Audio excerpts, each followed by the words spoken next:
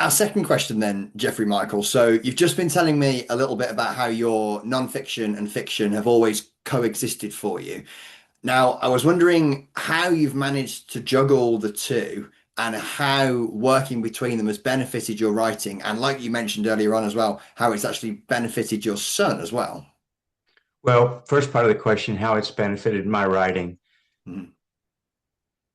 I've had the experience early on in my fiction writing of having editorial comment that my work was either under explaining or a little, I don't want to say dark, Okay. but leaning less than cheerfully. Okay. Okay.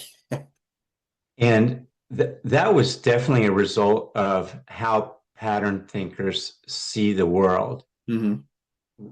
We tend to believe that other people see things as quickly and in the same way that we do. It's one of the problems that we have in socializing with other people is that belief that everybody is the same as we are. Right. Okay. And so when I was writing my early fiction, that tendency to under explain, Hmm. I thought was great craft.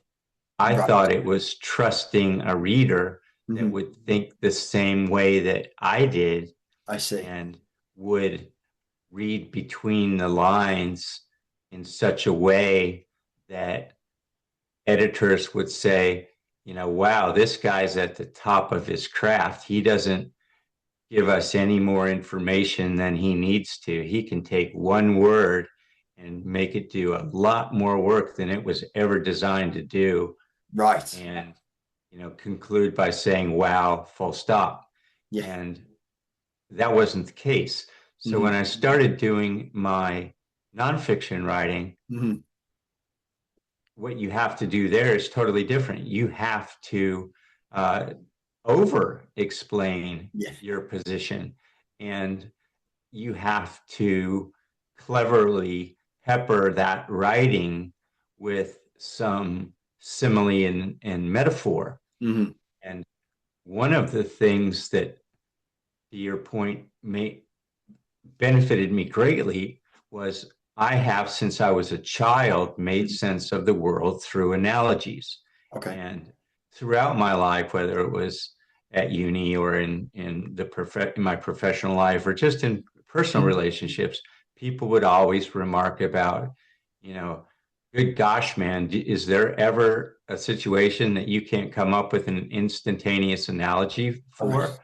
And where I'm going with this is that that sort of innate ability to do that Hmm. allowed me to insert, analogy and metaphor and simile into my nonfiction writing, which then told me it was okay to do that same thing in my fiction writing. Right. So you can see that sort of push pull back and forth Yeah. where unwittingly, something that I was very good at that I Mhm. resisted doing in my fiction writing, but had to do in my nonfiction writing, served me on the other.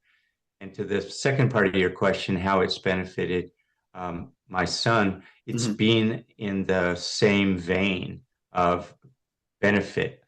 I was able then to articulate to him Right. that in his fiction writing, Hmm. it was okay for him to lean more into explaining and to not see the readers the way that I used to, which was like me. Right.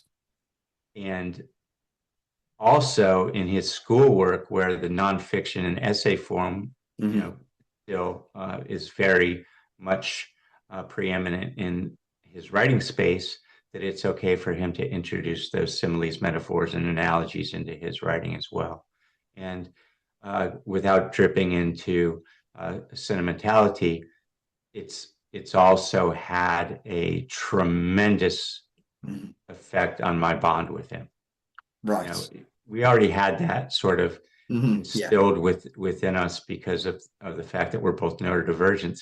But I Right. think that, to be honest with your listeners and readers, there was a lot of tension in that relationship because I think to some degree he blamed me for his condition because See, right, okay. he saw it as hereditary. Hmm. So through this process, and I don't want to overgeneralize too coarsely and say that it all fell at the feet of this, Right. but it certainly did create a situation where he began to see that heredity as good, not Right. just bad. That there was a lot of really good things that came Hmm. out of this genetic predisposition to this that he Hmm. now sees at 17 is going to benefit him for the rest of his life.